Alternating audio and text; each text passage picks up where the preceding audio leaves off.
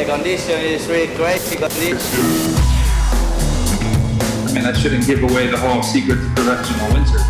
Patrik RnD giving Antoine Albo a run for his money. Here we go. What a finish. The guy is kind of talking bullshit.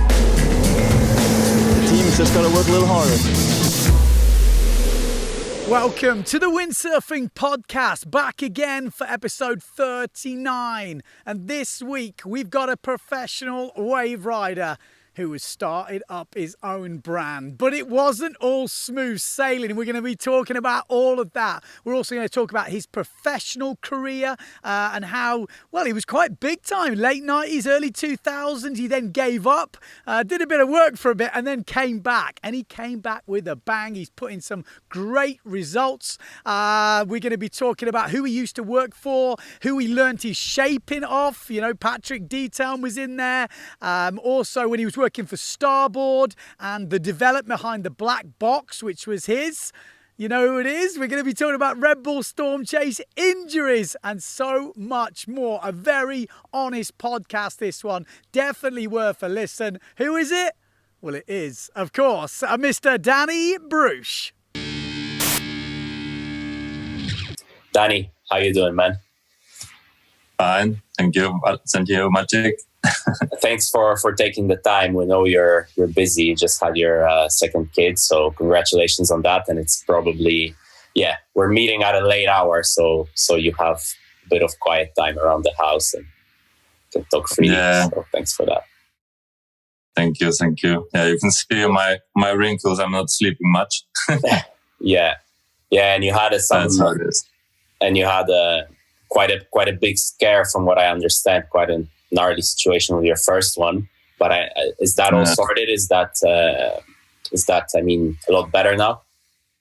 Yeah, it's all like we had an MRI done, control, and in the beginning of the year, end of January, and everything was fine. So we have another one in 1 year, but so far it looks everything pretty good. And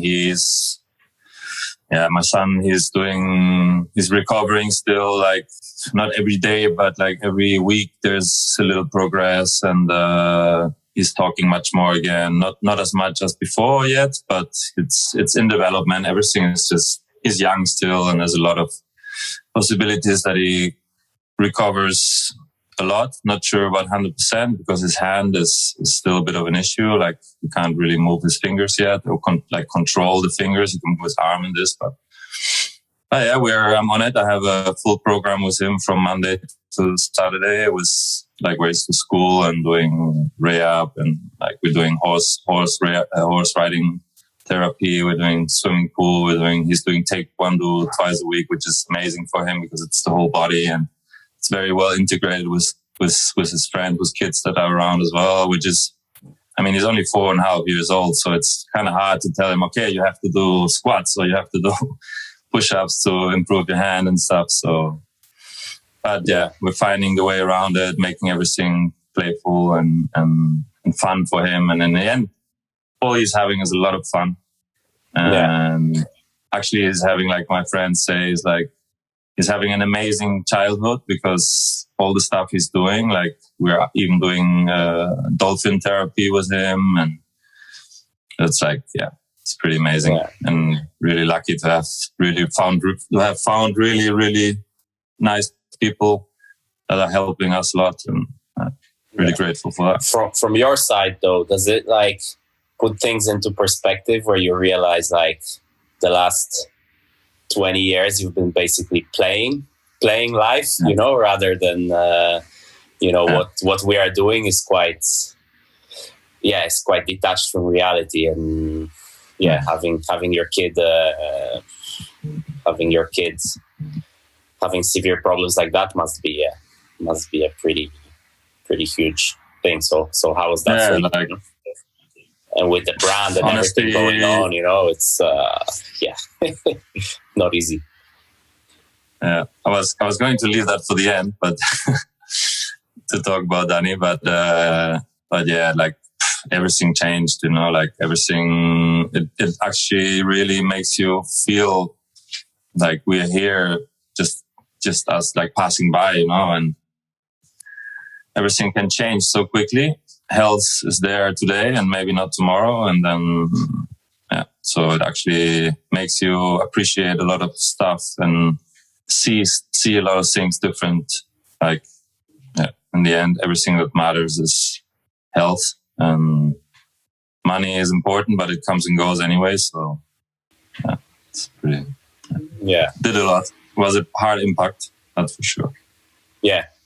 Okay, not to get too sentimental or too serious, because this is, after all, not a very serious show. Let's talk about you. I called around, and what I got is that the 2002-2004 Dany Bruch was like the next best thing coming out of the Canaries. The little, kind of put your money on the kid because he's gonna blow up. How good for a person that doesn't remember that, like myself? Tell me how good you actually were now looking back. I don't know. The thing was, like, I started pretty late with windsurfing. Like, I started when I was 15, so it's actually quite late. I started through a friend that was in the surfing world, and he always pushed me. He thought, you're a big guy, you should try this sport. He was a windsurfer. And and so I started, and my evolution was so quick that, like, the year after already, I was doing the national events. And I remember I arrived in Tarifa. There was junior nationals in waves and slalom. And back then I was doing a lot of slalom and course racing as well. And I just, I remember my mom brought me there, and straight away I didn't know anyone, and everything. I was a new guy. Everybody was looking at me kind of weird, like, who's this guy? Blah, blah, how it is into a scene. Somebody new appears, and then I won in the slalom, and I won in the wave event, and suddenly it was as well for me myself. It was a bit of like, oh fuck, I'm actually quite good, and then it just rolled. It just started rolling, and actually 2002, 2004 is already late. Like, there I was already more or less out of the business. Like, it was like 97. When I did the junior world champion in Denmark, production boards back then, and I won it.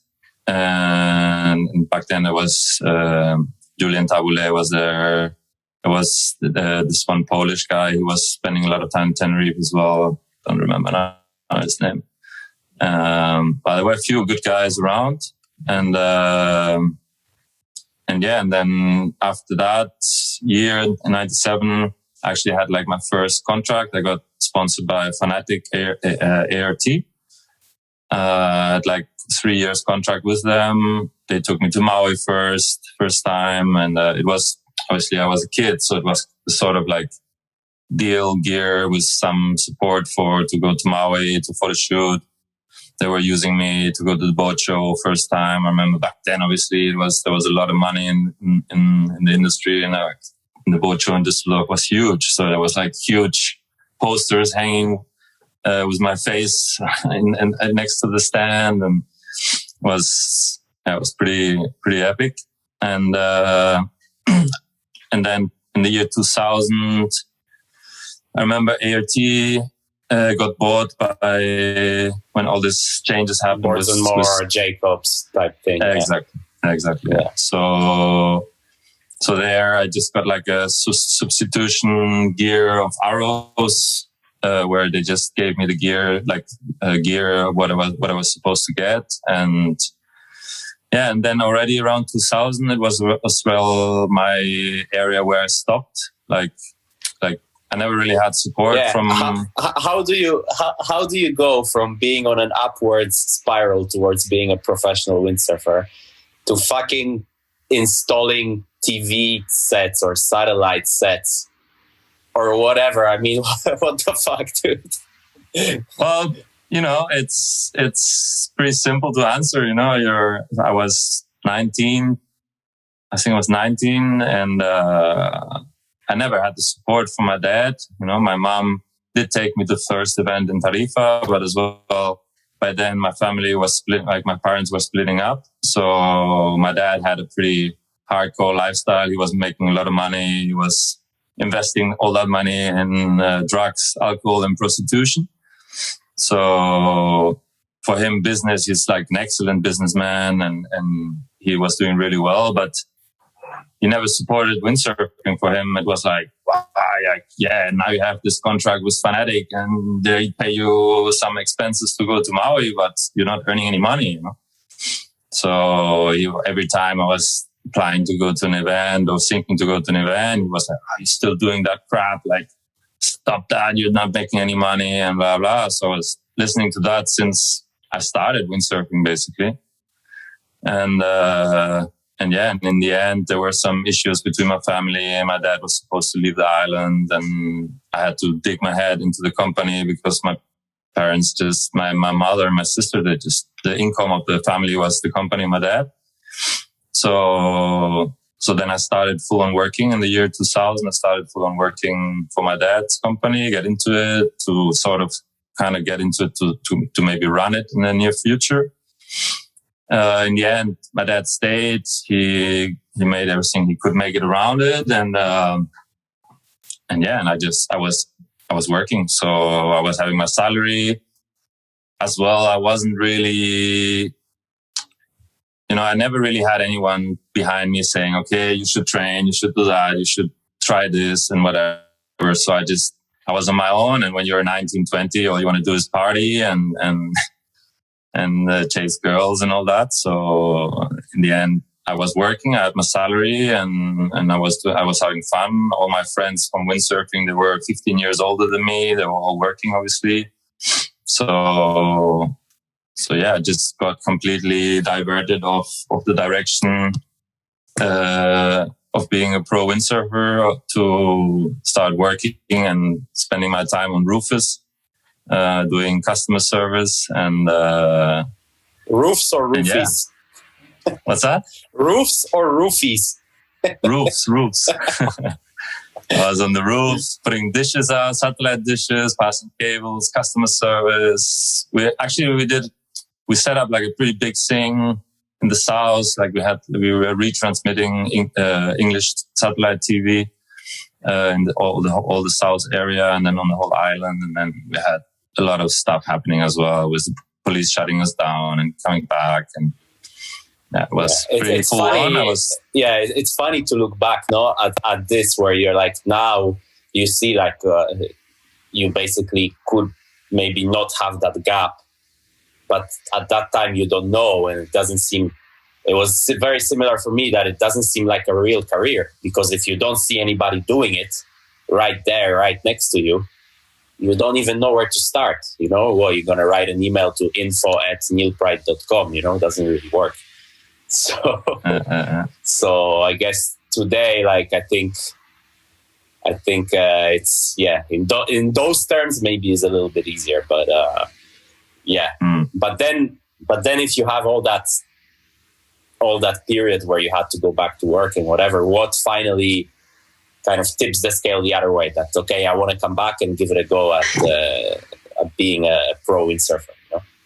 Well, honestly, like, I was working, basically. I was always in the south area. I was always on the street in the car. I was always driving basically from Las Americas all the way to Los Gigantes, up and down.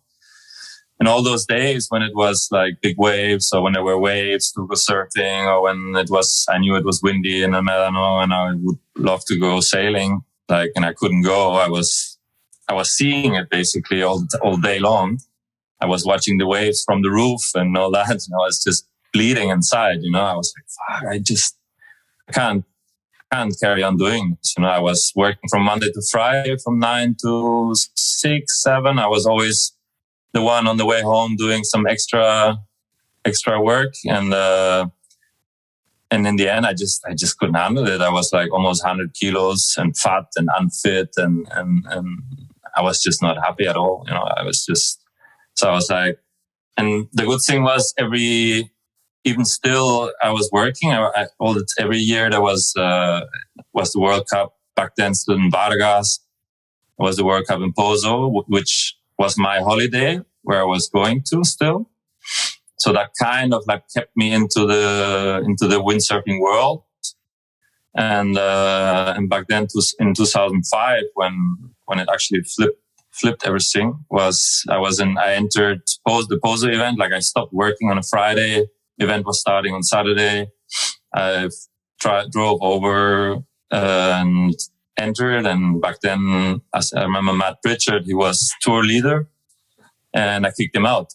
So all my friends were like, "Man, Dany, like you're not training, you're not doing anything, you're just working, and you go sailing, and you kick out the world tour leader at this stage. So maybe you should think about it and maybe refocus what you want to do, and maybe you should try it."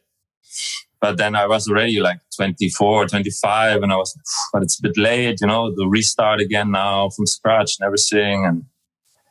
But that was it. Like I just couldn't deal with it. I wanted to do what I love to do, my passion, my sports. It meant everything back then, and it was still my main thing to do. And so I just basically, I stopped working at my dad's. I was earning like really good money, like 4,000 euros average a month. And I had some money saved to the side, and so I quit working there. And I remember back then I opened a clothing shop in Meran with my ex-girlfriend, and it's still there. But it turned out from the clothing shop in the end, we had the crisis, and from selling like almost $2,000 a day, I was selling like 20 euros a day. So I had to refocus on everything. And we did like half hairdresser, half shop. And in the end, it ended up a hairdresser. And that just drove me crazy dealing with the hairdressers there. It was crazy. And because I have no idea, like it just turned out one friend, he got kicked out. And then I just, hey, what about if we start something here and we do half shop, half hairdresser? And so it just turned out into that direction. And in the end, at the end, I had to sell it because it was costing me more money than anything else. But thanks to that move, I could focus on training. I had more time. I was not driving around in the car all day. I was not arguing with my father all day. And it just worked out. I went to see Michael Novotny back then, and I just met him through some injuries I had from working on my shoulders and all this. Like I was for like a year or more, like searching to fix them, and he gave me the solution. And then I just asked him, "Hey, I'm trying to get back to windsurfing pro, and what do you suggest me for like supplements, for food, for nutrition, for training, for exercises, this and that?" And he set me up some schedule to maintain, and I followed that schedule like strict on. And already like a year after, I had my first result and my first my first proof to myself, especially that I was doing the right stuff and going the right direction. And I had my first podium in Poser where I made a third place. And from there on, it just started rolling, and I was back. I caught the train in the last station, Yeah, that's the I was moment, I was really lucky and really grateful that I could do it. My dad obviously didn't like it that much. We were like 6 years that we didn't speak together. But yeah, in the end, it's what I needed to do, and I would do it again. And the positive thing, seeing it because I've thought a lot about it as well, because back then it was still the industry was pretty big. Still, there was good contracts, and but I see it like this, I don't regret what I did. It's actually the other way around. I think if I would have carried on, I didn't really have the brain and the head to. Nobody ever showed me, okay, you should train, you should do this. So I was good. I had a lot of talent, but I just didn't. I wasn't focused, and maybe I would have carried on. Maybe I would have made world champion or whatever. But I'm pretty sure I wouldn't be there still now. Probably when I was 30, I would have retired or done something different. And like many other guys I have been sharing the tour with, when they got to 30s, they were like, "I'm over it. I want to do something different."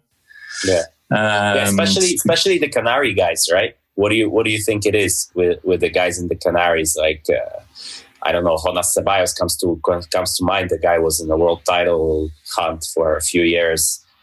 Dario Ojeda, all these guys, like you say, there is a point where they reach a certain age and they just, okay, rather go, mount TV sets in satellites than chase this elusive thing, Yeah, I don't know what, like, I don't know. I guess, like in my case, in the beginning, it just came all too easy to me. Everything was like I was doing good, and suddenly back then there was no internet, no nothing. So suddenly I had a phone call from Fnatic that they want to sponsor me.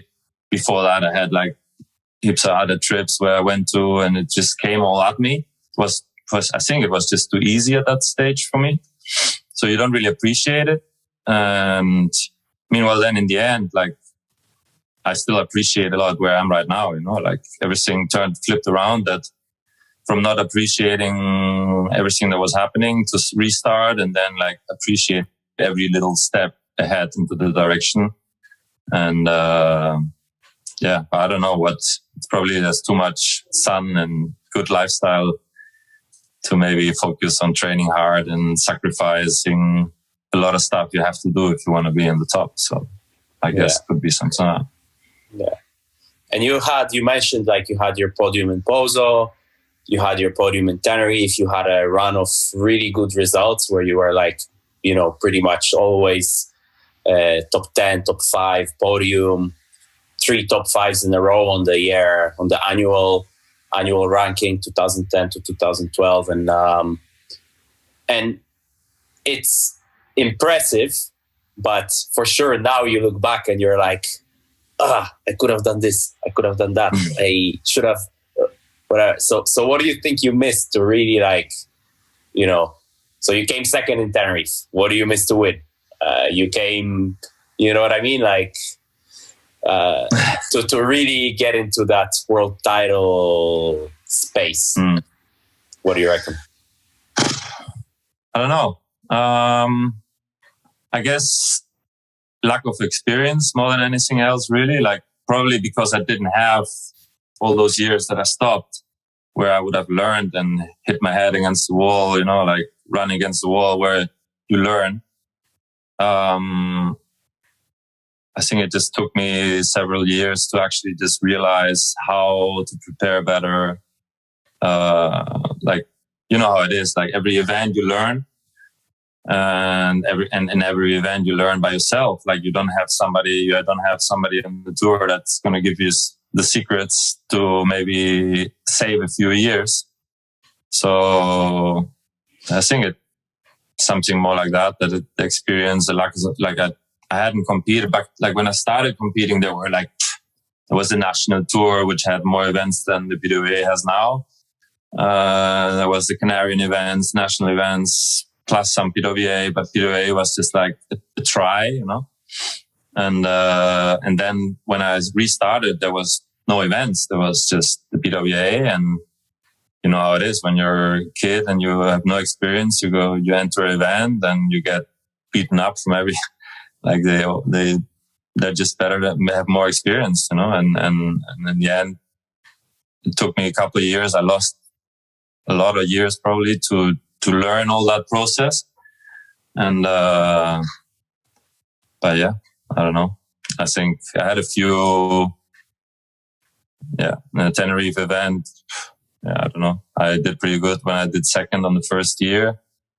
And why I didn't win, probably why is because it was against Philip Koster. And, so yeah, I don't know. That's, Yeah, I thought you were like analytical like that to break it down and whatever. But we don't need to get into that. Yeah, I'm pretty analytic, but more like post-event. When you lose, then you start thinking, what did you do wrong and all this, but then you have to apply it for the next event. And you know how it is when you have 3 events or 4 events a year. It's not that much practice and margin of error really. So. Yeah, not much data, let's say. Yeah. So the first time I remember you, I think you were on F2 and Gastra, right? when you came back or something, or right in the middle or something. Then when I came back, I was F2. Yeah, the Severn, then you had Exocet, you had F2, you had the Exocet, and then Patrik. And Patrik is a bit of a reoccurring theme on this podcast because there is so many stories. Give me your best R&D with Patrik going crazy type story. Well, the thing with Patrik was, in general, was really good. Like everything, like when I started, it was so good. You went for free.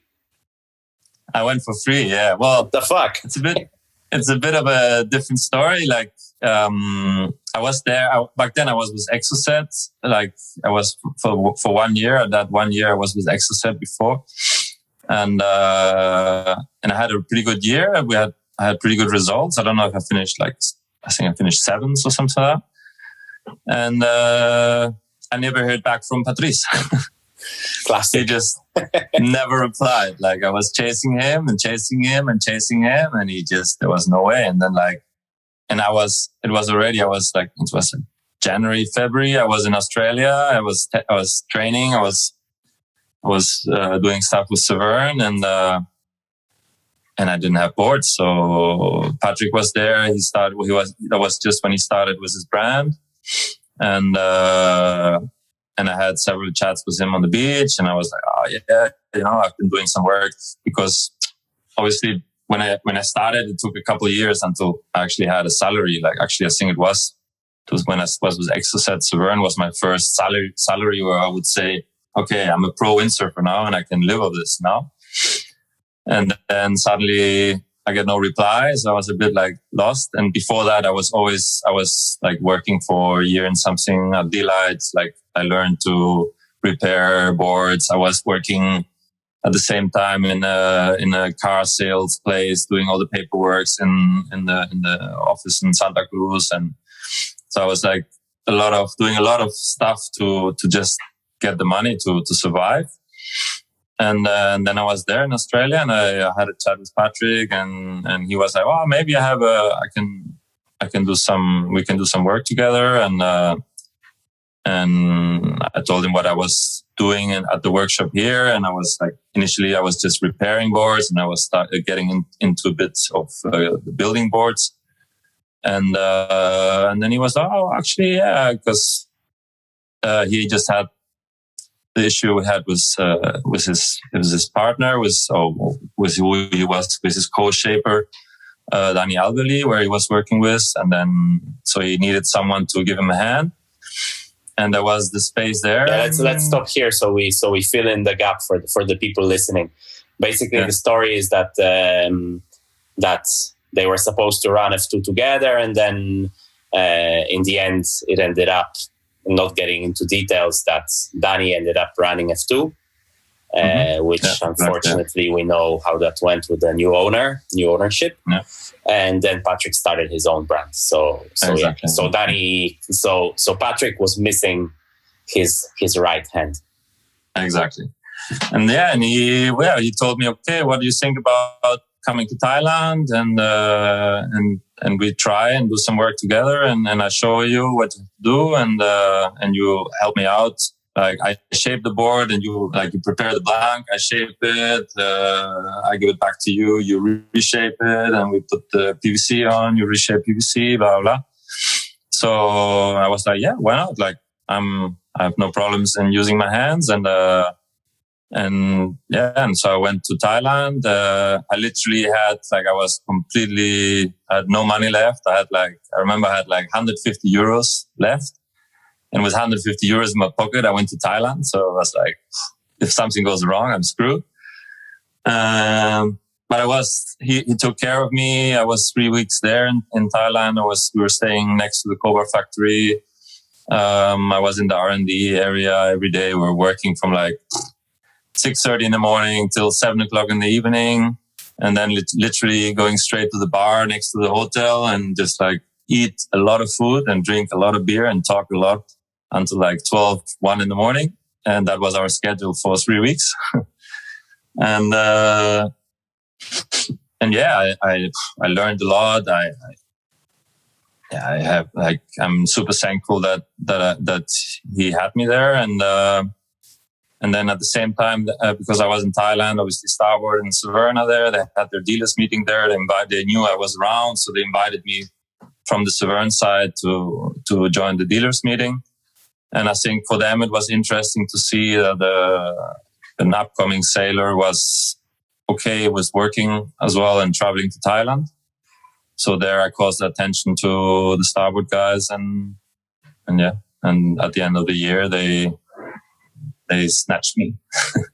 Yeah. So yeah, and there obviously you had like a little bit more responsibility, a little bit more. Yeah, you were a little bit more in charge of the whole thing with developing the boards. And describe a little bit the process of, let's say, from a CAD file to a board being in the shop, from your perspective. What you have to actually go through to get that board in production. Yeah. Well, initially everything obviously was a learning process for me as well, because for me, yes, I was helping to build the boards with Patrik, but the role I had in Starboard was completely different. I was not working myself. I was not shaping the boards. It was the Thai guys in the workshop that was us actually doing all that. Which somehow I missed, but yeah, it was something new. I had my first year was more learning than anything else. I was working very closely with Scott McCurcher. He literally showed me the role, how to test the boards and how to tweak them and how to, try stuff on the beach and sand down the tail or whatever. And I learned all that process there. And then after a couple of years, it just I think on the second year I already had the first experiments with the Blackbox and all this. And then slowly Starboard was giving me more, having more responsibility in the process. And it came to a point where it was okay. You have to take care from the moment we planned the first prototype to set up the whole range of boards that go to production, like to have the final masters where the molds will get built and then go to master production. So yeah, it was pretty amazing. It was an amazing time. So let's say you're in Tenerife. You get a call. Look, we need you to test a bunch of boards next week. You fly to Thailand. You pick them up. You fly down to Western Australia. Try them. Go back to Thailand, reshapes, recuts, whatever. I mean, you can do some of that stuff, obviously. Some of it, right? You can do let's say in home conditions, but not that much, right? If you need a rocker change or whatever, yeah. It was pretty much like that. It was more a scheduled thing. I was traveling to Thailand maybe 4 to 6 times a year. It was always a trip to fly to Thailand, let the prototypes build, fly to Australia, test them, have the first feedback, go back to Thailand, reshape or maybe build a new board, and then come to the Canaries, test them in Tenerife and test them in Gran Canaria and different spots to have a average how they work in every single conditions. And normally it was we're always working around one size, the one you usually use the most. And as soon as we had a winner, then we started scaling up and down. And then again, go to Thailand, scale, try again in Australia, try again, and then maybe tweak around a little bit again, backwards and forwards until the final master was ready and of all the sizes in this. And then obviously all the take care of, fin inserts, layouts. We're around everything really, except graphics. For the last year, I was involved with graphics as well, but it was basically all the whole process from zero to get the final board. Yeah. Were you aware? How aware were you when joining Starboard? Because I think the year you joined or the previous year, like the boards, like the flagship model was kind of a down the line board, which, you know, nobody could plane on in onshore and whatever. How aware were you that Starboard has this rep of, you know, being a flat water brand, and the wave boards, they're not really there. And I don't know, this opinion, the windsurfing market is pretty cruel like that. Like once you have that opinion, it's really hard to get rid of it, I think, as a brand.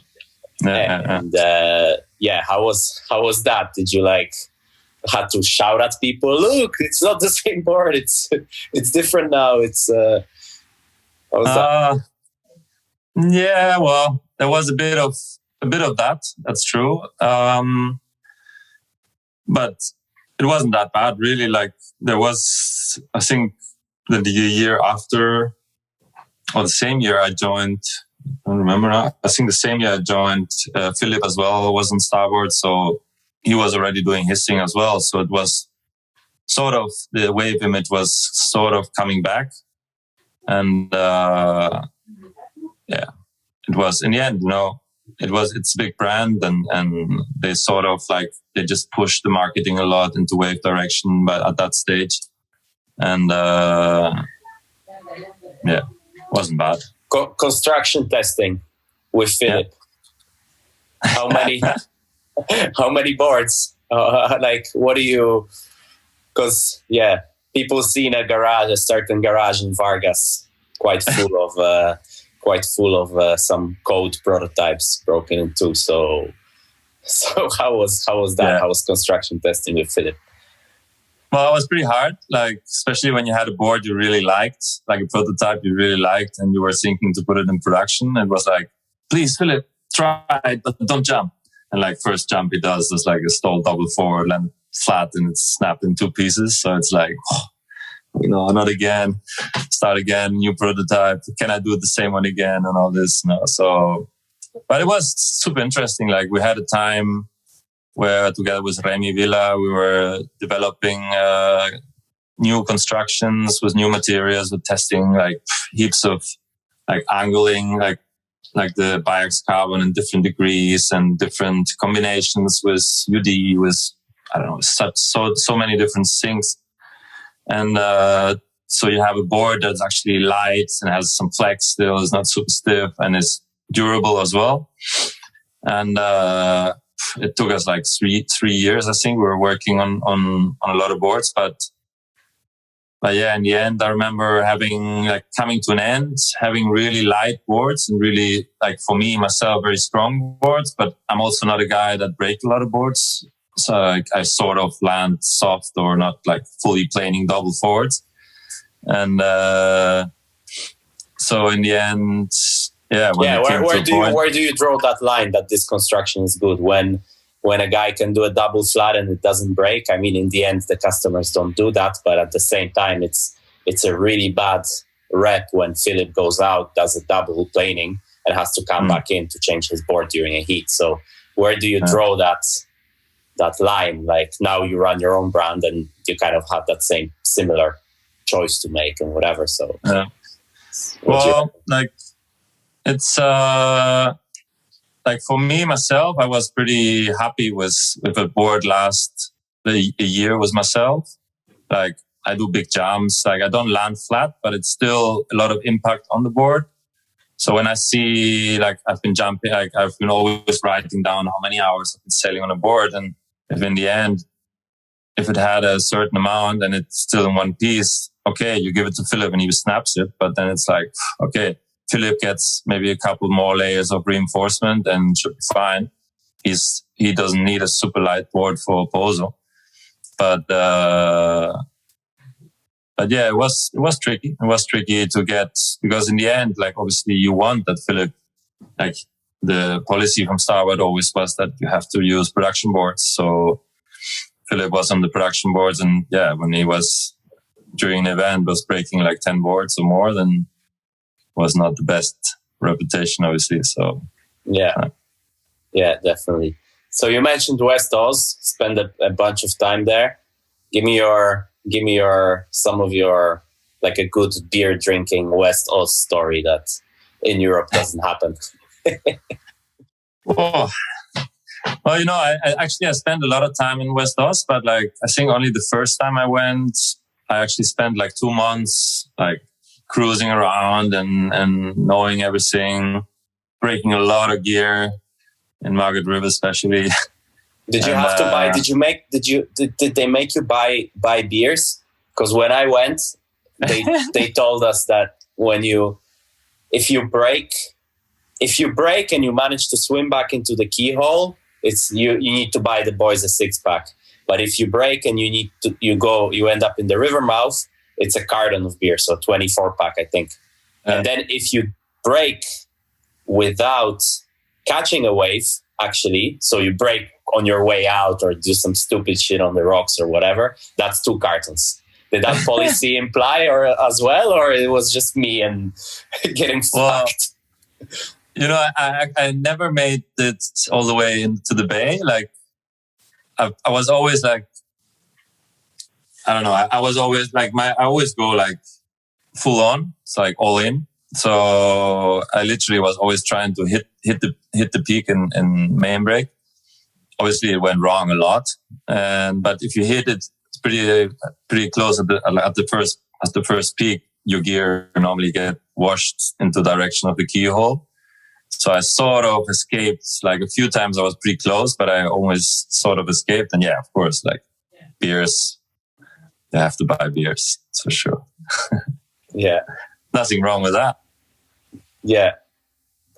Scotty there involved. These guys there in I don't think people realize in Western Australia they're a bit different. Let's say I don't know, like Ben Saverne would drive up to Naarlu for a 1-day forecast or whatever, and that's like 1,000 kilo. Like I don't know what it is.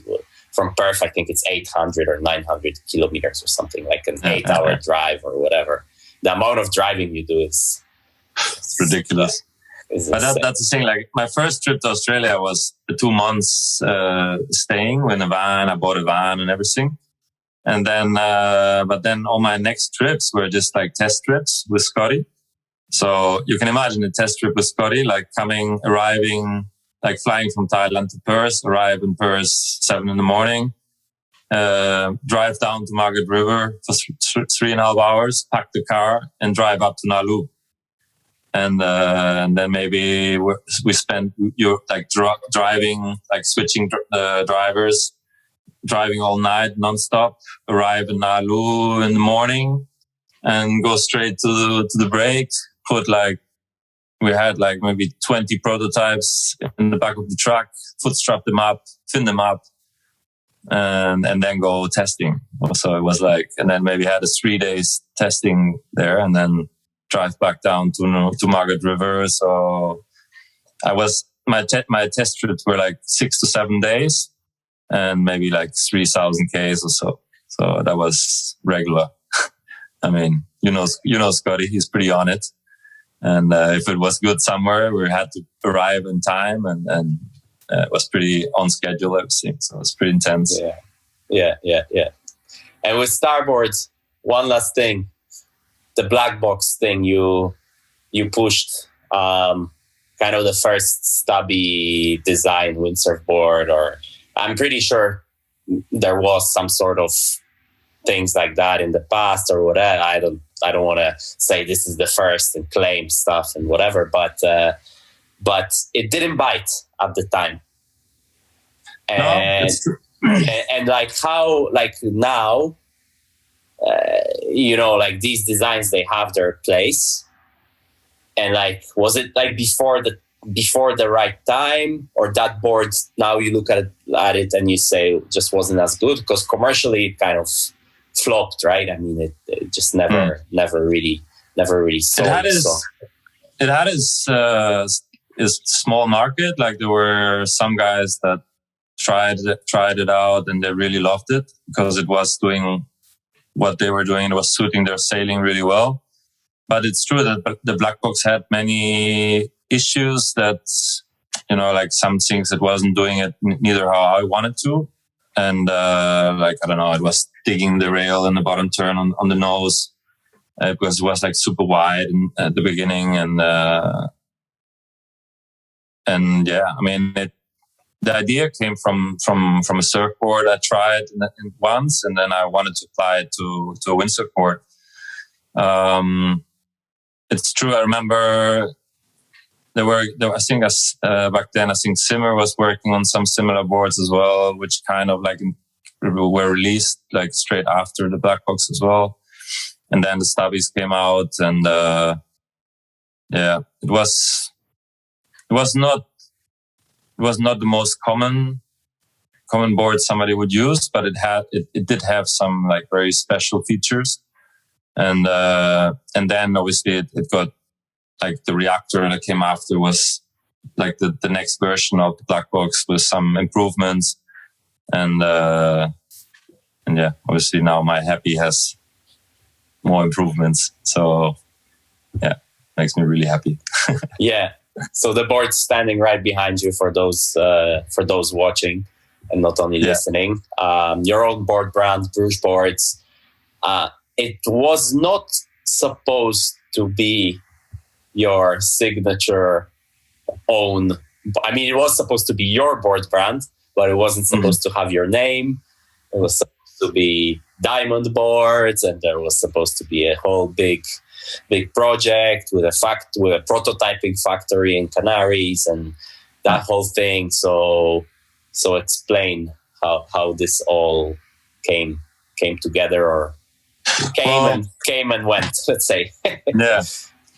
Well, like I was going into a direction, but I was not going, like it was not very clear. Like back then, obviously, like when the thoughts of it came basically because what happened with Starboard?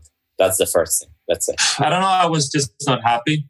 Like I'm a guy that I'm pretty sentimental in that kind of stuff. And I know working relationships can be based on that, but that's how I am. And if I see things that are not correct or fair or treatments that I don't like, in the end, it's like when I was working for my dad, like I needed to make a move, and Starboard was more or less like this. Like it started really well. I had a lot of open space to do what I want. And then just some sort of conflicts always came up, and new guys starting to work and treatments. Like especially I think the worst was that I didn't have a secure feeling that I would last in the company. I was fighting to get a 2 or 3 years contract, and every year it was from year to year.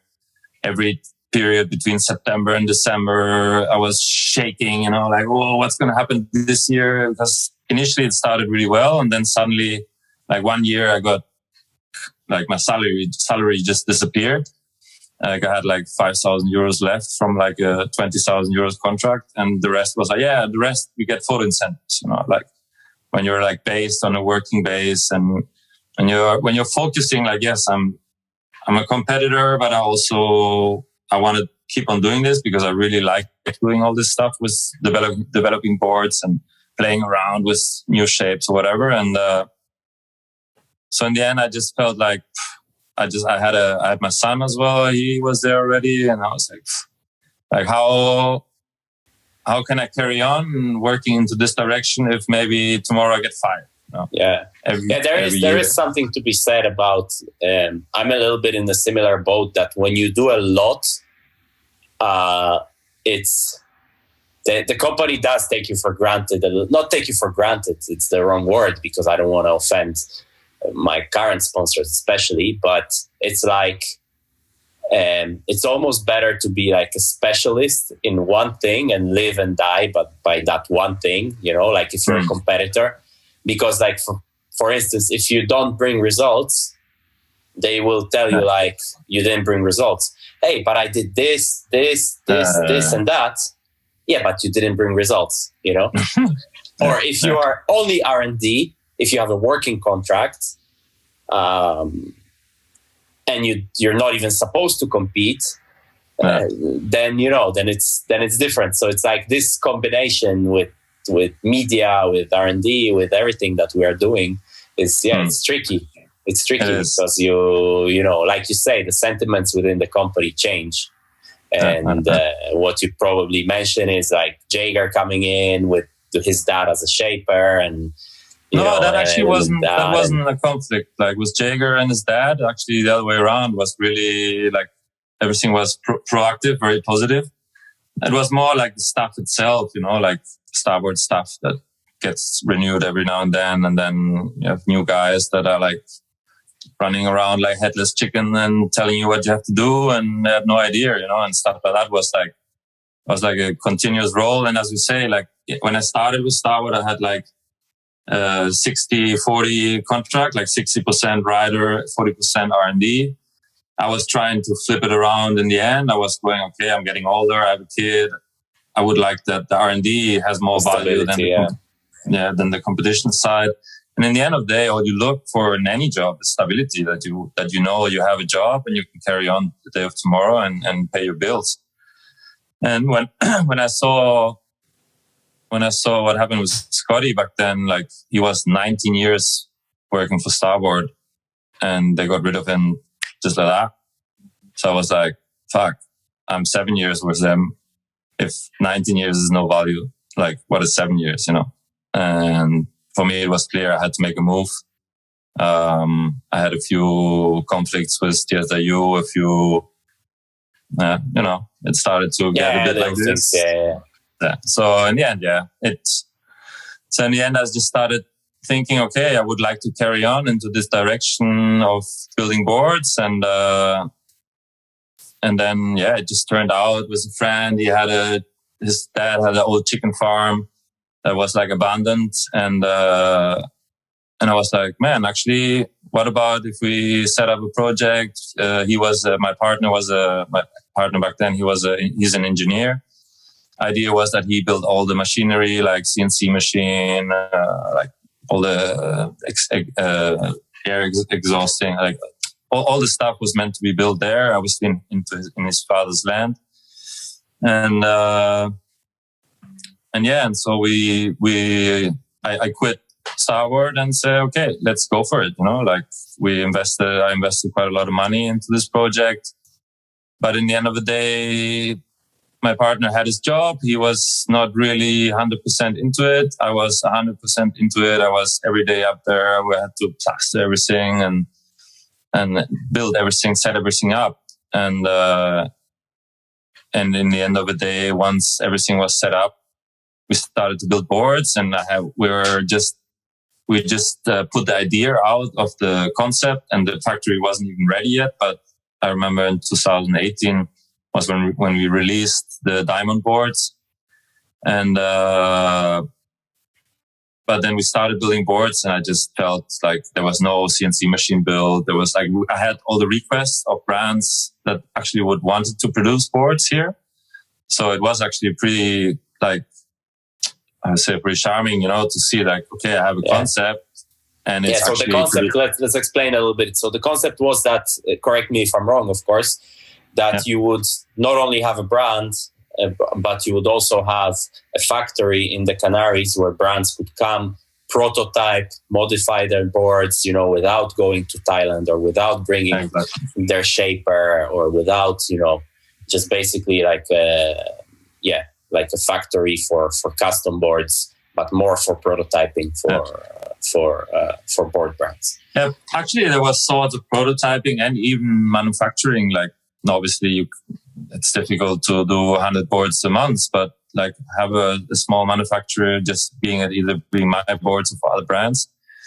And I remember I had one brand, they actually wanted to produce 80 boards straight away, you know, and I was like, whoa, look at that. Like, come on, let's build the CNC machine. Let's make it happen, you know, come on.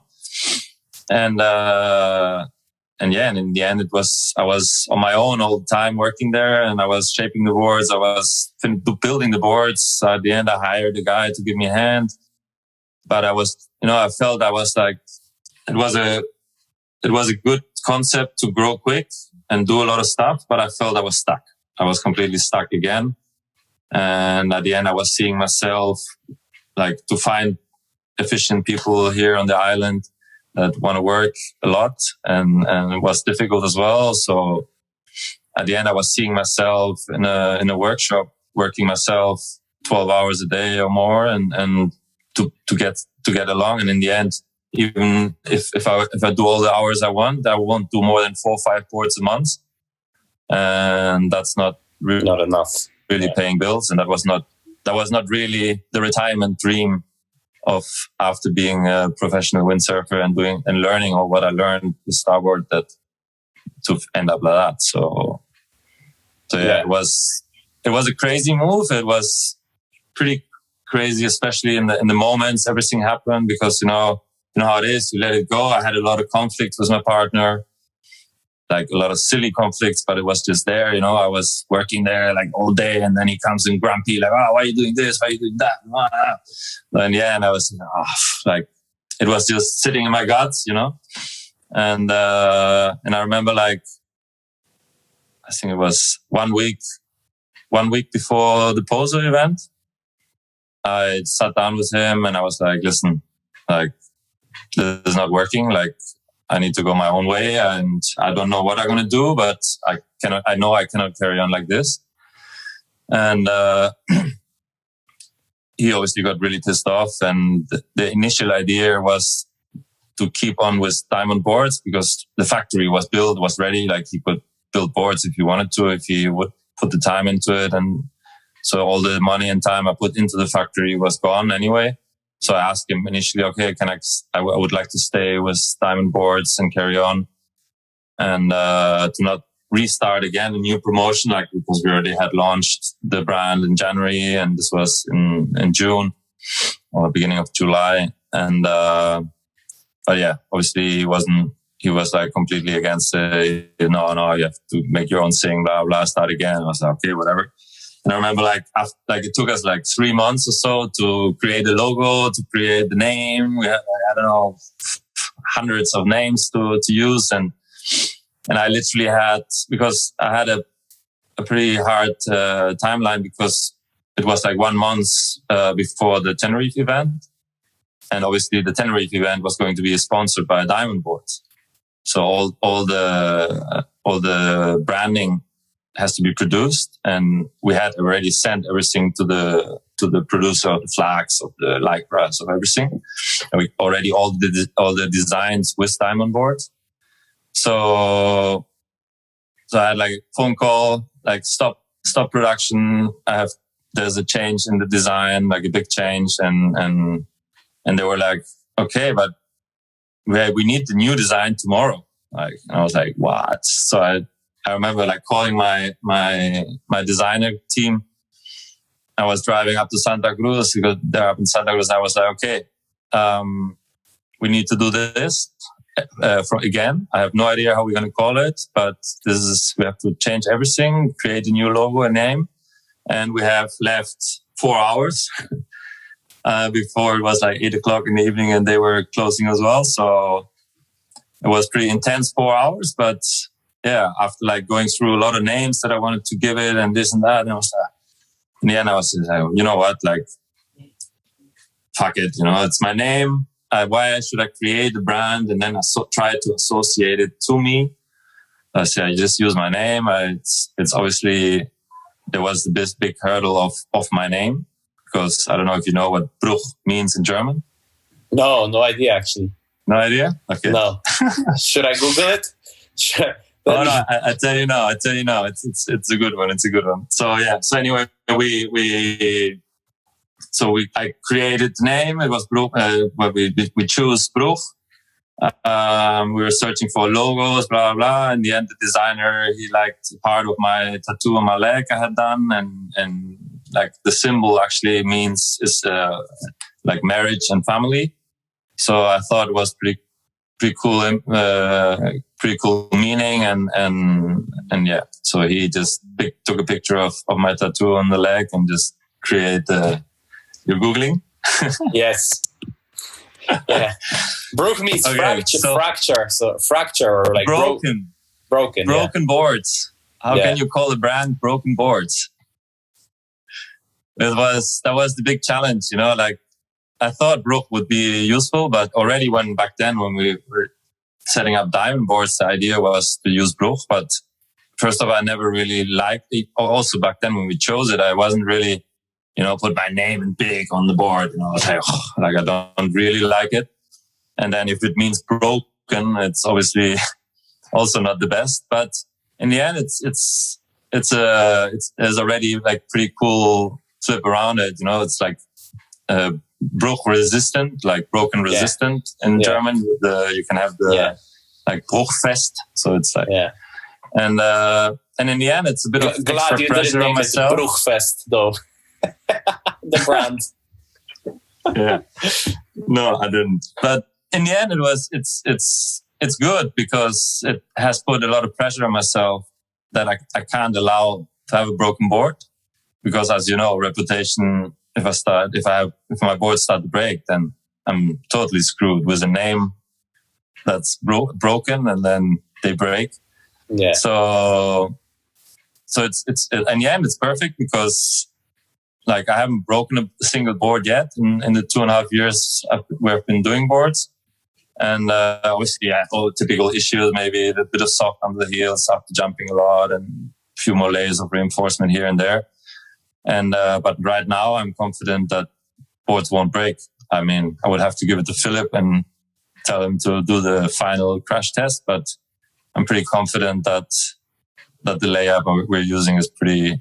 The layup and the materials we're using is pretty damn on that this won't happen, and my name would be safe for that. Yeah, run me through like starting a brand from scratch. Except that you got pretty sick by cleaning the factory. I heard from dead chicken and whatever. But once that is done, what do you actually need to do to create a brand?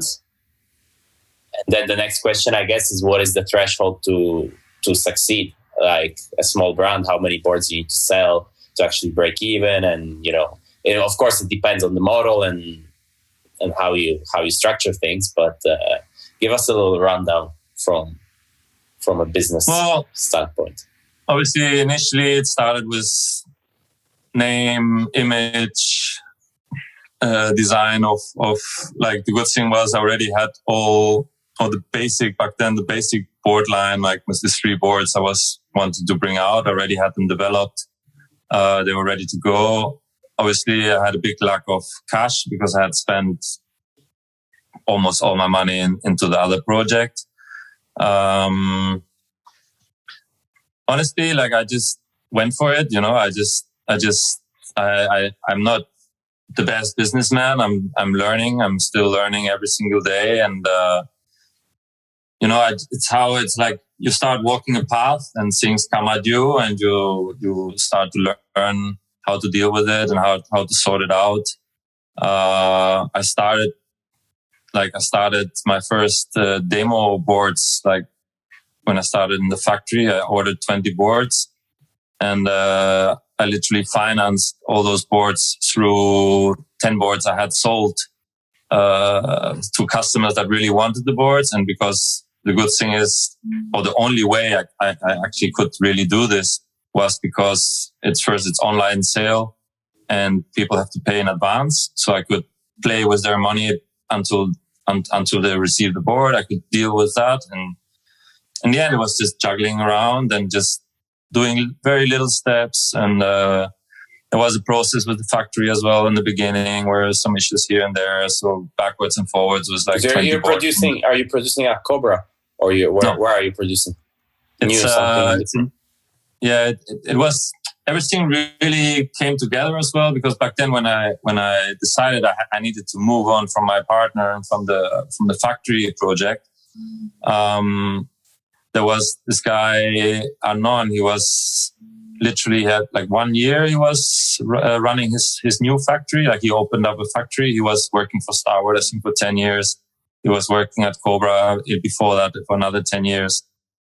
He was taking care of the whole workshop for Starboard, and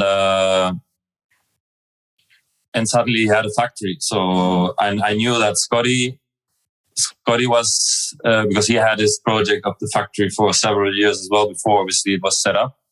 I knew Scotty was his first client. So I just say, okay, I have a pretty good relationship with the owner of the factory.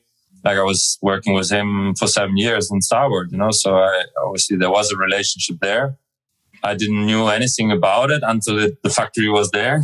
So for me, it was like, well, perfect, just I try and that's how it went. I just went there. We started working. We did the first boards.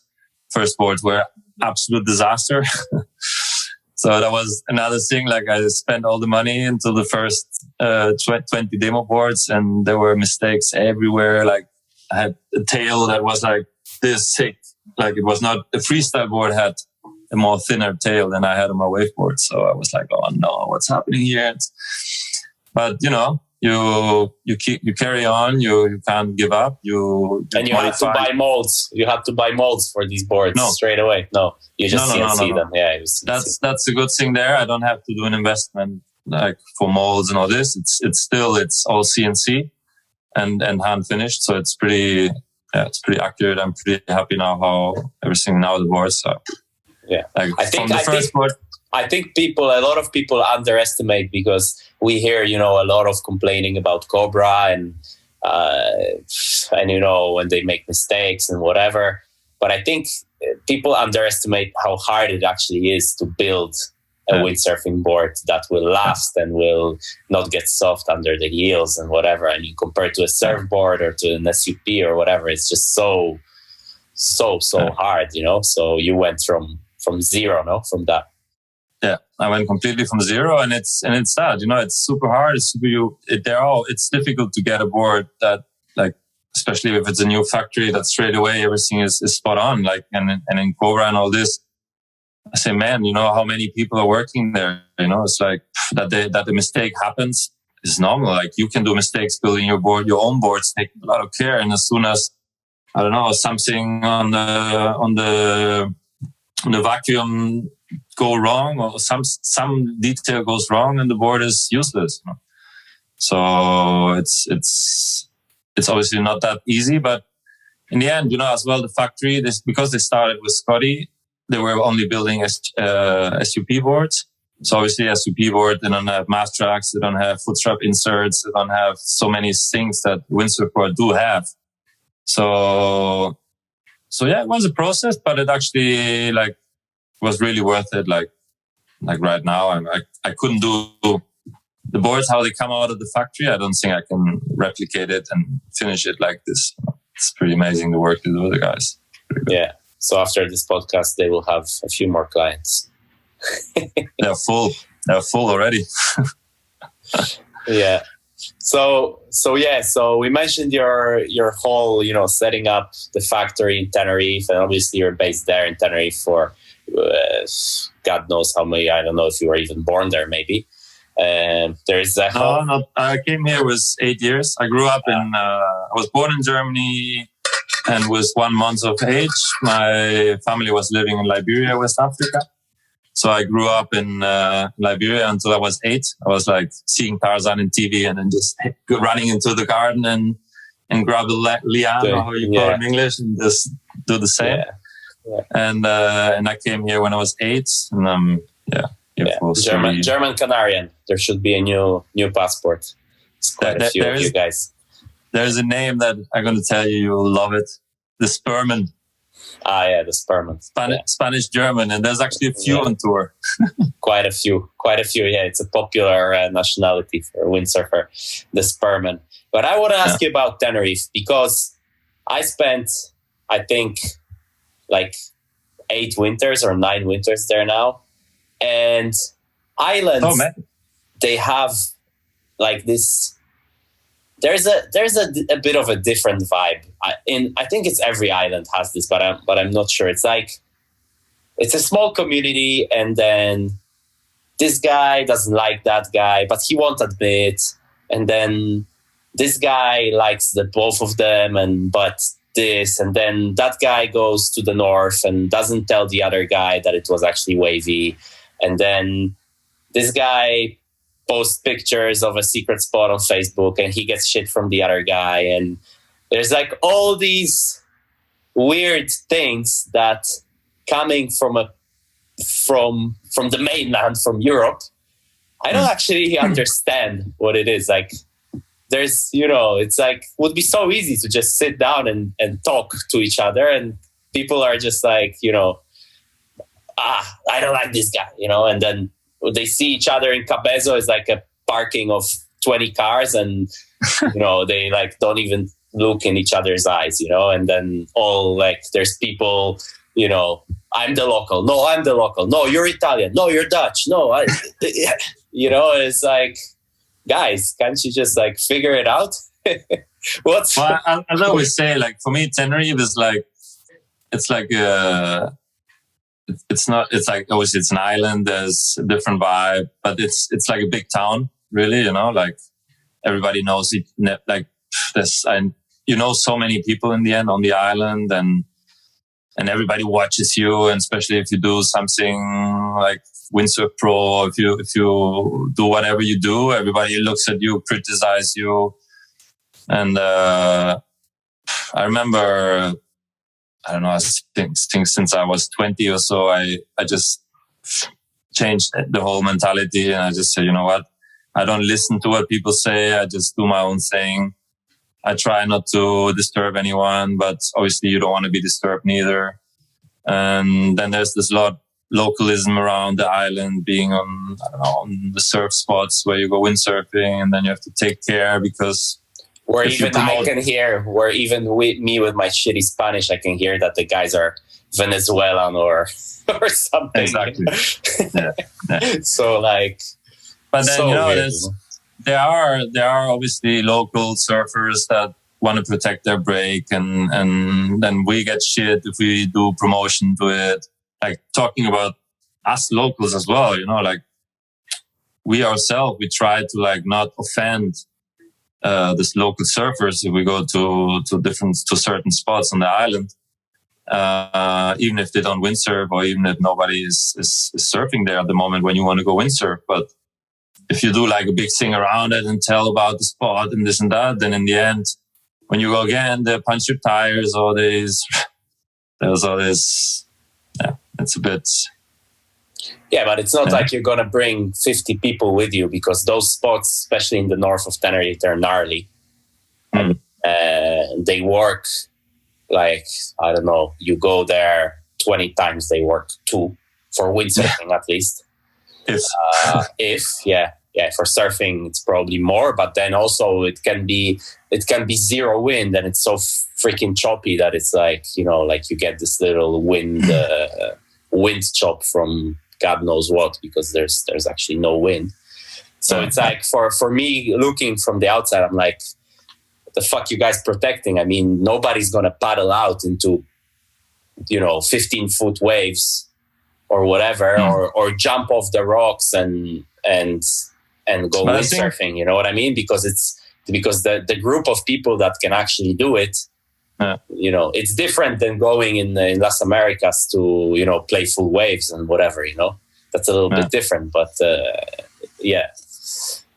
Imagine me myself. Like, it took me years and years and years of going to the places on my own, and like jumping off rocks, breaking gear, and but windsurfing in big waves in pretty good conditions, where when I was going in or out, I was just getting dirty looks all the time. Like, basically they just don't want to see you. They don't want to see anyone in their waves, even if nobody's using them, So yeah, you have to learn the mentality. It's a different mentality. And obviously I gained my respect on the North also through surfing.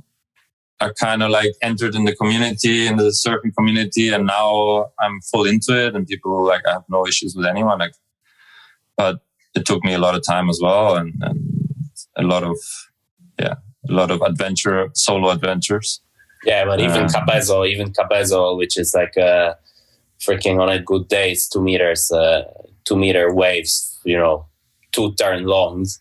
there's still some, animosity here and there. And like you say, it's like dirty looks, nobody gonna do anything. And it's like weird, like you wanna like get rid of me from the spot, come talk to, like if you go surfing somewhere, I go in the north or in the west, whatever, like, you get dirty looks, and I'm like, you kind of stare each other in the eyes and nothing happens. It's like, it's weird. It's just a weird atmosphere, In Hawaii, they would probably tell you like, hey man, locals only, fuck off, So it's like, yeah. There is I think the what we suffered the most sailing in Cabezo, for example, getting back to the more regular windsurfing spot, is just basically when it's on and suddenly there's 50, 60 guys in the water and no respect and just like blasting to go jumping, and you want to wave ride, and there's like jump coming from like I think it's more about not knowing the rules, and just I don't think recently or the last years there were any issues with anyone sailing in Cabezo that was just sailing and behaving normal, But there were many issues with people just like with no respect, and just, I mean, this issue was already in the 90s, end of the 90s already. We had huge issues here with all the Italians coming over in big groups and taking over the beach and not even letting you windsurf, stuff like that. So I think we're kind of like, traumatized from back then. So as soon as somebody new is there, it's like, who's this guy? I don't know. So then you should be nice and inviting, not fucking, you know what I mean? Like, normally it's more about I think it's more about the respect that people show when they come, when somebody comes, and just does their thing, go windsurfing and maybe even ask, like, I've never had anyone asking me like, hey man, like, why, like, how does it work here? Like, how you have priorities here, like we have, I don't know, we talked so many times about doing a letter sign, Cabezo is a bit special and it's a very small spot in the end of the day. Once it's on, even if it's good and windy and wavy, it's small. And you have to have certain, it has to work, the system of how to windsurf, it has to work. And like people come and just, I want to go sailing, and I don't care about anyone in the water and about myself. And if I want to do 30 straight runs to jump, I do it. And then he's learning to jump. And I remember some guys maybe coming in 3, like one behind the other, motivating himself to jump, and then they jump and crash, and they're swimming where you're going to wave ride. And then you obviously, after one wave, 2 waves, 3, and then at the end you get upset. And you're like, fuck, man, like, come on, I only have an hour to go windsurfing or whatever now, and I don't want to be like... Yeah, but at the same time, the guy going out kind of has priority. So it's like, what do you do, And the guy laying in the water obviously cannot do nothing. So it's like... it's weird, no? It's hard to... I guess it's the same everywhere in good places. But I think in the end, in small places, especially this is a small town in the end, and then the spots is pretty small as well. I think I think everywhere it's the same. You need to show some respect and to be respected. And I doubt that anyone that has done so has had any issues, So, yeah. But we do have our special guys as well that give shit to everyone. Like every place. Like in every place, really. Like, and it's not me, eh? No, I know who it is. I didn't get any shit though. But I remember we had to like kind of grab Julien Cantel not to get into a massive fight. Like standing almost on the Godzilla, like waist deep in water, and like, one of the local guys just didn't like whatever, maybe a slalom landing, the back loop slalom landing where you land like where you need the snorkel and it takes you about 30 seconds to get going again because you're a bit heavier. I don't know. Whatever. I didn't hear about that. About that. I'm pretty disconnected as well. All those rumors and stuff that happen. So. Yeah. Big waves. You mentioned north of Tenerife gets basically all the northwest Pacific, all the northwest. Jesus, not Pacific, Atlantic swell. And you've got into big waves, surfing, windsurfing. What is it about big waves that draw, I think, everybody that tries? I don't know anybody that tried big waves and would be like, okay, I'm not ever going back to doing it, you know? What do you think it is? I don't know. I think big waves, you have to like it. Like, it's not something that you say, like, okay, I want to learn to surf in big waves. Like, yes, of course, you can have that goal. But normally I think you start chasing big waves in general, like, because you really like it. Like, I got into it. Like, back then I was only surfing always in Las Americas, and on the bigger days I was out there on my own, maybe 2-3 guys around, and it was only not that far away, like, where I actually discovered the waves in the north through surfing friends that took me to one place, took me to another place, and I just got hooked up with big wave surfing. I think back then as well, I was doing a lot of stand-up paddling, where it was a lot easier to catch waves, and like in windsurfing as well, you have a different vision than when you're surfing. Of like, it's way easier when you're higher up and you can see stuff. And but yeah, I don't know. I just got into it. I think it all was as well, like, it was a circle of like windsurfing up in the north on my own, gaining the respect from the locals, and then one day they invited me to join them on like an outside reef further out from Santa Cruz, and they took me in a boat. There was only like 2 or 3 main guys, or only guys on the island, like toe surfing and catching big waves.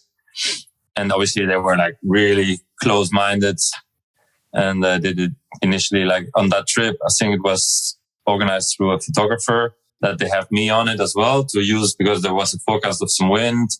So they say, okay, because we go with boats and jet skis and all this, we take a windsurfer as well to see if it's not good for surfing, maybe they can go windsurfing. I remember which are now my best friends, they didn't even look at me in the boat. Like, it was a small Zodiac, and I was the German and the windsurfer who was this, you know, but again, it's like, I took it as it is. I respected them. If they didn't want to speak to me, fine. But then slowly I gained the respect from them. And in the end, they started inviting me to, let's go surfing here, or let's try a windsurf trip there. And I just got hooked. And I remember it wasn't until, I don't remember, 2013 or something like that. I'd have to look back, but something around those years, I was first time back in Maui after like having been there for 13 years or so. And Jaws was on, so I was super excited to windsurf Jaws. And then I remember I came back, and then I actually had my first surfing session there. I was like 3 years on a stand-up, and I haven't had a surfboard, like a regular surfboard, with me or under me for those 3 years. And I remember like Jaws was on. I went to Kazuma, bought a board, and went straight out, which was, yeah. And then I had 3 waves, which I will never forget, like paddling, and that was it. I haven't been on a stand-up since. I've been just surfing and hooked onto surfing. I bought my first guns and this and that. Yeah. Pacific, like, you've had probably, like you mentioned, Jaws, Margaret River, Australia gets pretty big. Then there's some outer reefs or some different reefs in Australia that get massive and whatever. How do you compare like some of the better days in in the Canaries, to which seems, quite Europe, let's say, to Jaws in the Pacific, or whatever the best stuff you got in the best big stuff you got in Australia and whatever, because not much stuff surfaces. Let's say you guys don't, necessarily shoot the shit out of it or whatever, or film too much or whatever. And the stuff that gets out is mostly like super light wind. If it's for windsurfing, if it's for surfing, it ain't exactly Jaws barrels either, and whatever, So how would you compare the quality? Well, we have the thing is in the Canaries, like we have really good waves, but there's always like a big but there. Like say for example, we have a big wave spot here in the north that actually is a very similar type of wave like Jaws. It doesn't handle the size like Jaws can. Like Jaws is just such a perfect setup. It's like amazing. More or less in the middle of the ocean. The wave is just perfect. And the barrels are huge and everything is just, it's just perfect. And here in the Canaries, it's all more about the gnarly. Like we have out in the spot we have here, which if it gets really big and the energy of the wave itself, I can really compare it to Jaws. But you have a bloody cliff, like you're actually you're paddling to catch the wave and you're like paddling straight into a cliff hole, and the cliff, like if you fall and take off, you're gone. You're on the rocks. So it's like, we have a few. We actually now we share a lot. Like once there, it's really big and it's on. We crew up with like a team in Lanzarote, because the problem we have here on the island is there's just not enough people interested in chasing big waves, either for windsurfing or surfing or whatever. So in the end, we kind of like crew up with some people of Lanzarote, and then we travel there with our jet skis. And then there's another few amazing spots. But I think we probably receive a little bit less energy than the Pacific, for example, or even like Nazare or something like this, because we're kind of low down. We do get big swells, but once it's really, really huge, it's almost too big and the spots doesn't handle it. And that's the thing, like in Jaws, you can send all the energy you want. The wave will be still perfect. So it gets quite a bit of quantity though, Tenerife. Like you can have a month where you have a big swell, every 2 weeks or whatever. But anyway, scariest or gnarliest big wave story. Give me one. Cool.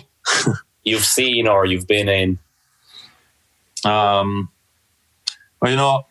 all our trips, like when there's a big swell and we like prepare a mission with like jet ski, with boats and all this, it's always an adventure. Like because we do it for hobby, and we don't have the latest skis, or we don't have big sponsors for all this. So my ski is like from 1987.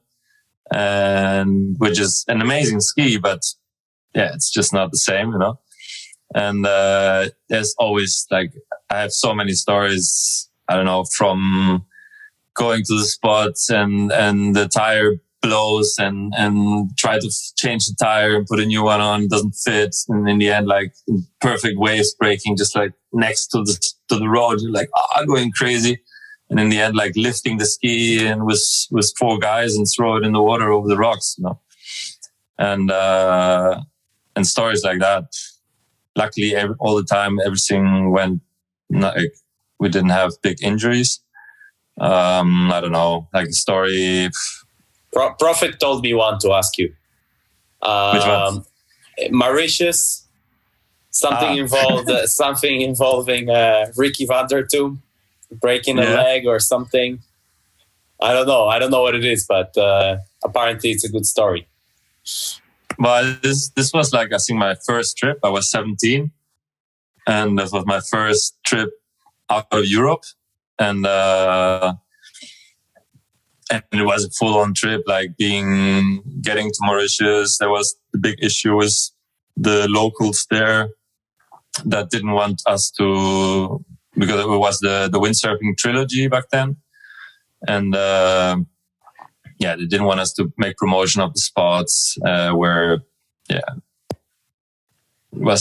then it was just like a lot of tension around. And then I remember the first day we tried to windsurf it. It was in the evening. I broke not even the U-joint, it was more the mast base broke. I lost my board. I was out there with my gear. In one eye, you mean? Sorry? That's in one eye. That was in Manawa. the spot upwind. Yeah, Manawa. Yeah. It was in the big channel. It was like onshore day.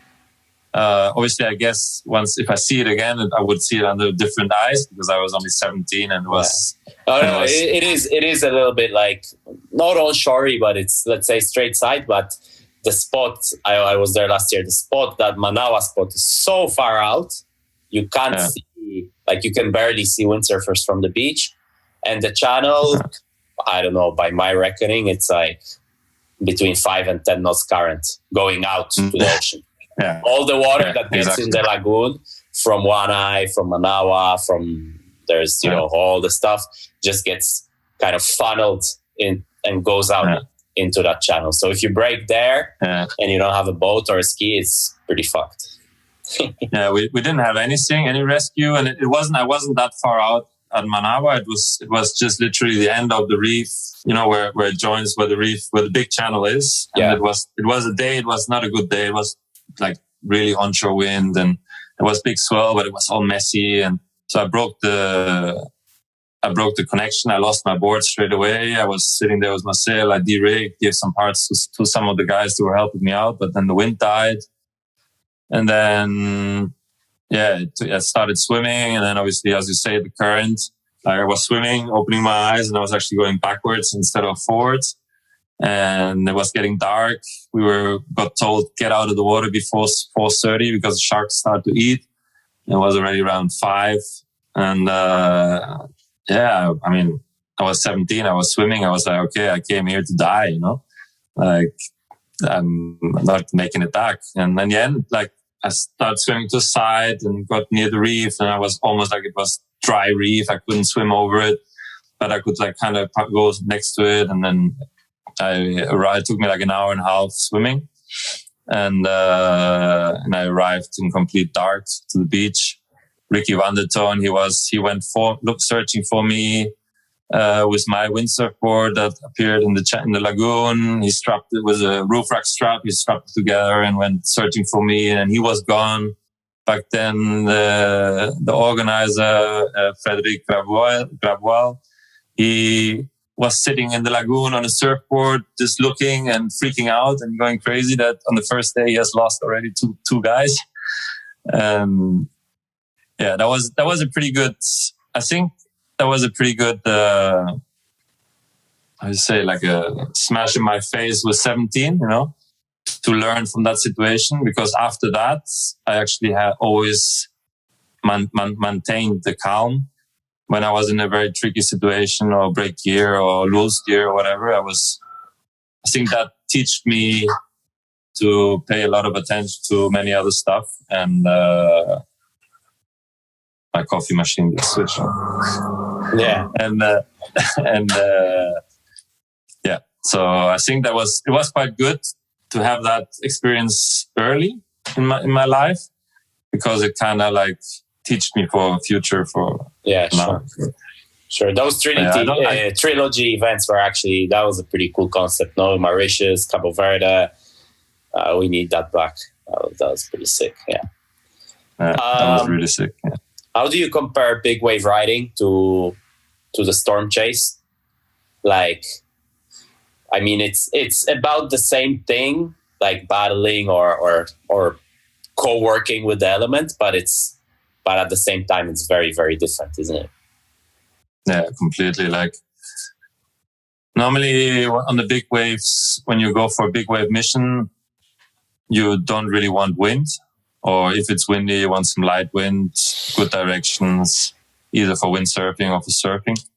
storm chase is all the way completely opposite. It's just windy and gnarly. And as more gnarly it gets, as better. Yeah. So yeah, you can't really compare it. It's like big wave surfing for me is like meditation, like you get into your zone, you sit there, you also like, maybe you're out there for 3 hours and you catch 2 waves, So it's like, it's a lot of positioning, a lot of strategy, where to sit, get your marks from the point to like orientate yourself once you're out there on your own, or if you're just with 2 or 3 guys out, it's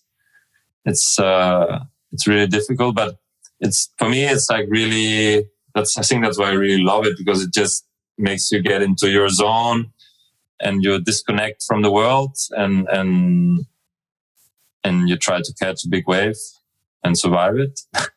Meanwhile, with storm chase it's like, yeah, it's just gnarly. It's like do you treat it as like, who's got the biggest balls contest?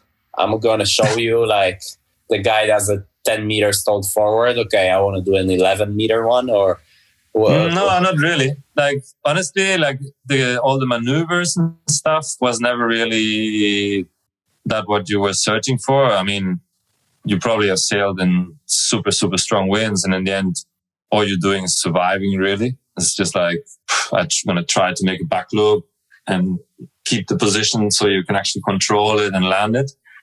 But many of the times, the landings are just explosions, one after the other. So yeah, it was never really about what you just said. If somebody does a stall double, that you go after and do it bigger. It was, you try to do your own thing. You try to catch your waves. You try to do the jumps. And you're not even, you do look what the other guy does, especially like, I remember in places like in Tasmania where the waves were amazing and you see the guys hitting the lip and you're like, what? They're hitting the lip. Okay, I have to hit the lip as well. Like, obviously you do get the pressure, but it was more, in general, it was more surviving, really. Like, yeah, but you have that one stalled forward, for example, that I think, you can easily, put a picture on your wall and whatever and feel proud about it, no? So it's like, it's like, certificate of having balls, just like riding big waves or whatever. I don't know. Just trying. It's true that you obviously you want to perform and you want to show off, and that's the place to do it. Like you have all the cameras and all the crew and all the media team behind, and the rescue, the safety team, everything. So it's like the moment to go big, and but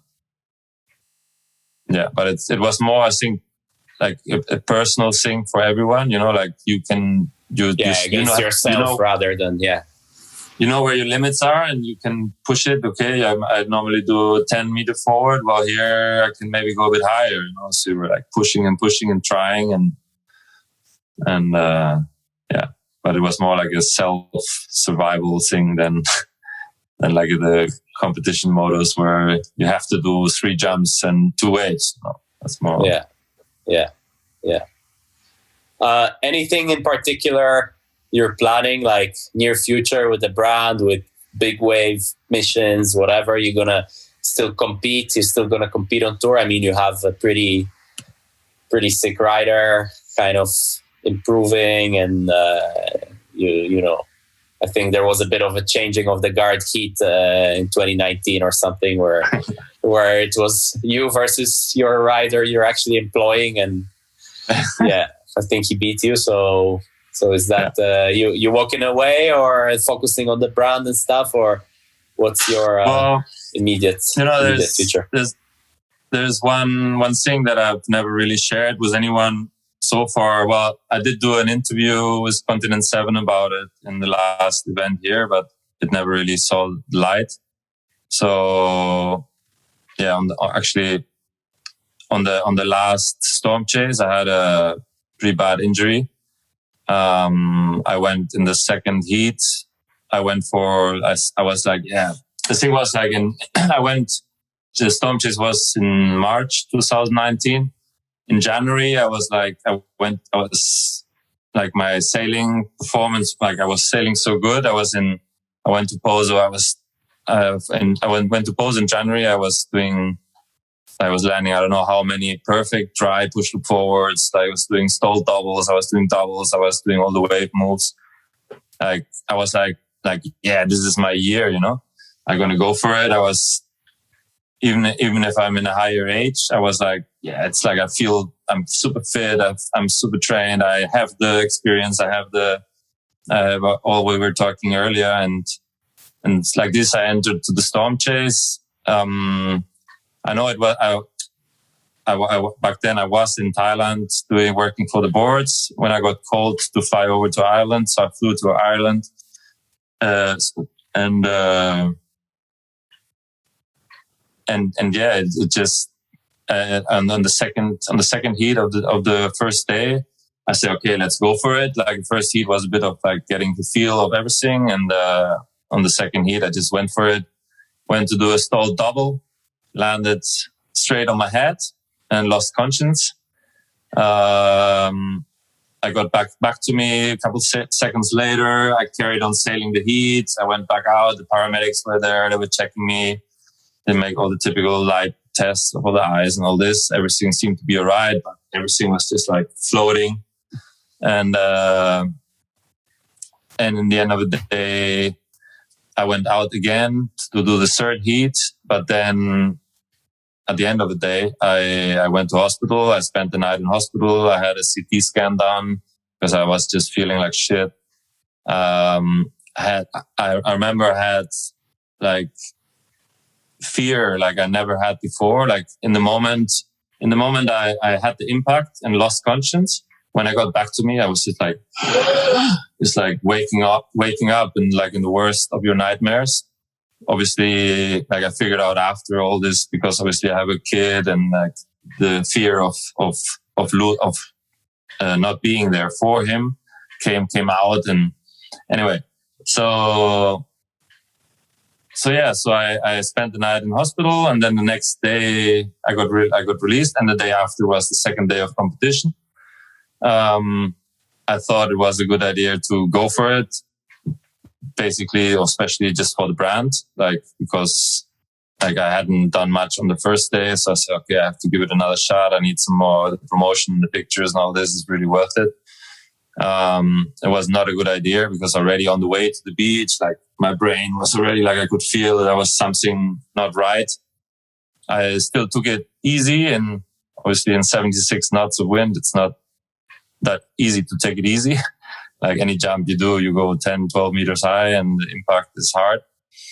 Anyway, I went, I had to fly back to Thailand. I was another week there working. Already my head something was not right. I thought it was the heat and the traveling, the stress and all this. And then I got back home and it just started to get worse and worse and worse. Then I got back to hospital here. Did another CT scan, I don't know how many tests and this and that. And yeah, in the end, I had a concussion. I had a whiplash. I couldn't do anything. Like I was for like a month and a half. I was like locked into my house with like dark light. I couldn't look at the light of the mobile phone. I was trying to train. I just couldn't do anything. Every noise was very irritating. Like a proper concussion. And and then I tried to train for the Pozo event that was coming up, and I was starting to feel better. But yeah, it was in the meantime, I was in the biggest setups of the brand as well. So like to use my brain was really, really difficult. And to get anything done was really difficult. And then Pozo event was coming up, and I was actually, everybody and myself, I thought, okay, I shouldn't really compete this year. I should take a year off and ask for a wild card, injury wild card, because it just something was not right. But then I was like, but it's the first year with my brand, and like I should be there at the PWA and I should do it. And then I just pushed it. I pushed it too much. And right before Pozo, I just had like 3 days before the event, actually, where I windsurfed since March. And yeah, that's how my year went. And not saying that Julian didn't do well, but so yeah. And right now I don't know, because like it's funny how the body works. Like when last year everything happened with my son, all the issues disappeared. Like from one day to the other, I was sleeping on the floor, on chairs, on everywhere, and I had no more problems because it was still going on after all the events, and it just got all back to me 1 month ago. So I'm right now suffering a lot with the cervical. So I don't know how you call it in English. No idea. Yeah, scary shit though. Brain. It's just And right now, honestly, I just don't know. Like, I don't know if I should push it. I don't really feel like I have to prove anything to anyone, but I still like the competition side, and I'm a bit bummed that in the best time where I was saving the best, I had this injury, because like I could have done much more. But yeah, I don't know. In the end of the day, it is how it is. I have 2 kids now. I have a lot of I really enjoy working for the company. I have loads of projects, a lot of things I want to do, a lot of things I'm working on, and I'm leaving it open anyway. This year, I don't think there will be much competitions. I have to see how it develops with my neck and all the problems, especially like dizziness. And as you see, I have glasses now as well since a week, which I never used because I've been like searching. Because you're 40. I didn't know. Exactly. I'm 40. I'm out of the dirty age. And I've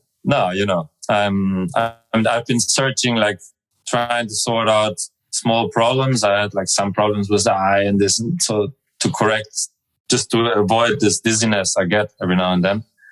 And I don't know if I can, like, it all came together. It came back in a month, especially because if you remember the last story I put up from the north, where I say I got a wave on my head and I had the compression like on here, and since then it actually started again. Like the wave I got in my head was a bit start off, and then there was some windy days. I started jumping, and I don't know if my body still wants all this stress.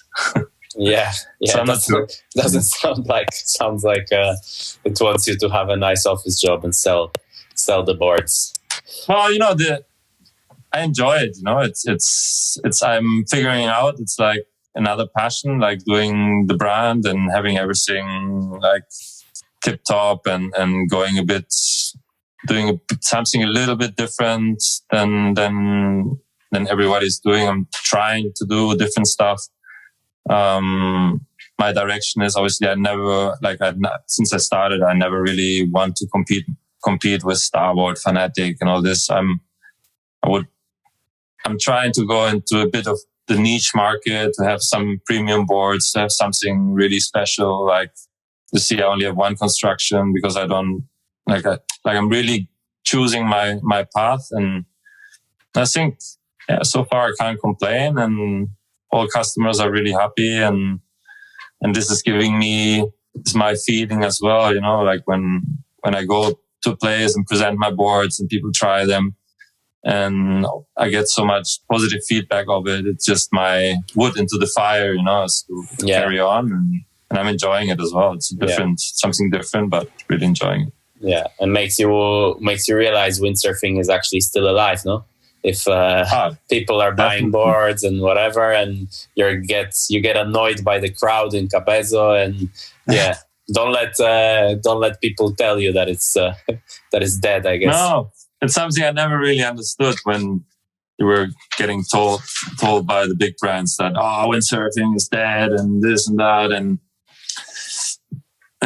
you go to a place like Denmark on a weekend and there's like 300 windsurfers out and another 400 kiters, and now with wing with the wing, I don't know how many more people are going to come to the sport, water sport. So not too bad, definitely not too bad. We've been talking for hours. We have this little segment at the end, some quick fire questions. So we do that and I let you go. Okay. Number one. Well, fuck. I need to change this question because I keep saying the question and then I need to explain what it is. What are your pet peeves? Pet peeves. Pet peeves, yeah. You know what that is? No. Something that like annoys you on like almost physiological level. Like I don't know. You know when you have these OCD type things where, you know, I don't know. For me, it's like the dentist, for example. I fucking hate it. Like or for some people, it might be, I don't know, people smoking in your face or people, whatever. I think. Let me see. I think it could be something more like, for me, is more like,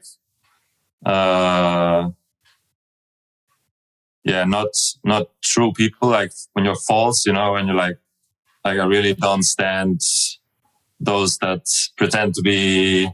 I don't know how to explain it. Fake people, yeah, fake, exactly. Yeah, all this fake around something, you know. I don't know. I think in general there's a lot of behavior of I guess once you get older you start to look at other stuff and just the common sense and just, you know, do your I don't know, fake maybe. How many times a day do you pee your wetsuit? Pee my wetsuit? Yes. Well, not so many, because in summertime when you're mostly sailing, I'm on a shorty and I just like lift the neoprene and pee outside. But yeah, I don't know. In surfing, I do it a lot, so I don't know, as much as I can if I have to. Guilty pleasure. What is your guilty pleasure? Guilty pleasure. Yeah.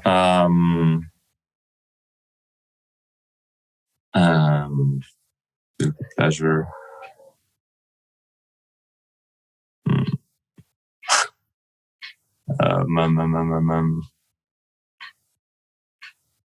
Yeah, I think probably guilty pleasure is waves in general. I always want one more. Yeah. And it can keep me in the water for hours to get the last one. If you could have one superpower, what would you get? One superpower? Yeah. Heal people. Your top 5 windsurfers of all time. Top 5. Well, I was very inspired back then when I started by Josh Angulo, Polokao, Robbie Nash, Dunkerbeck.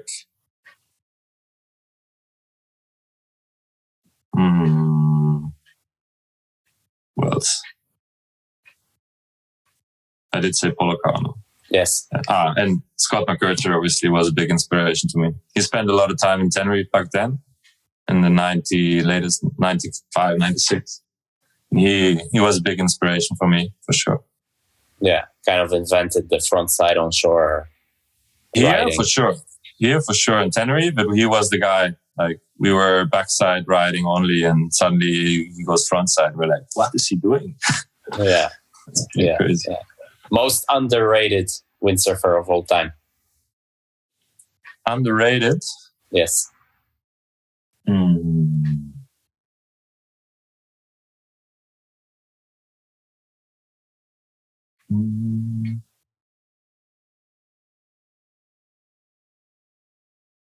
Underrated.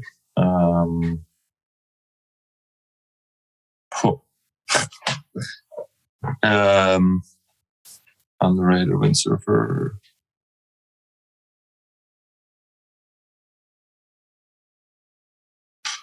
I don't know.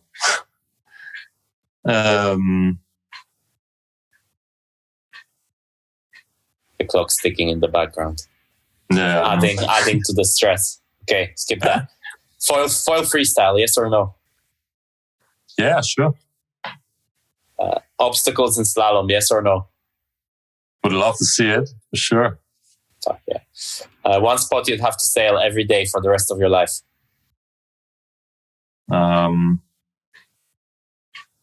Phew. With unlimited amount of gear, or Yeah. You have unlimited amount of gear, but you have to sail every single day.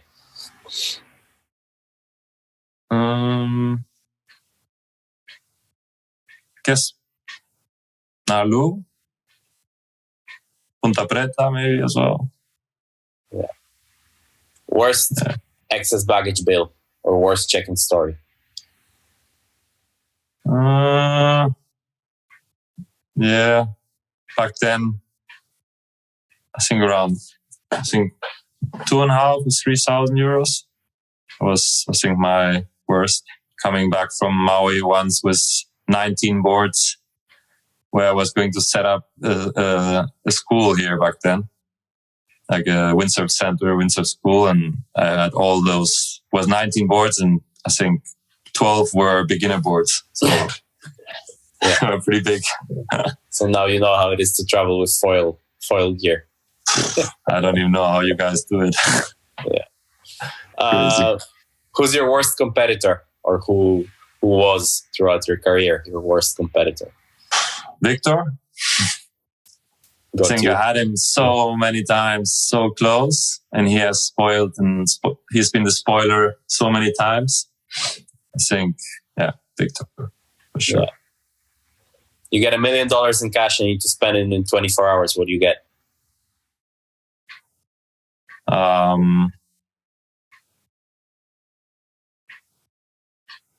think I'd buy properties.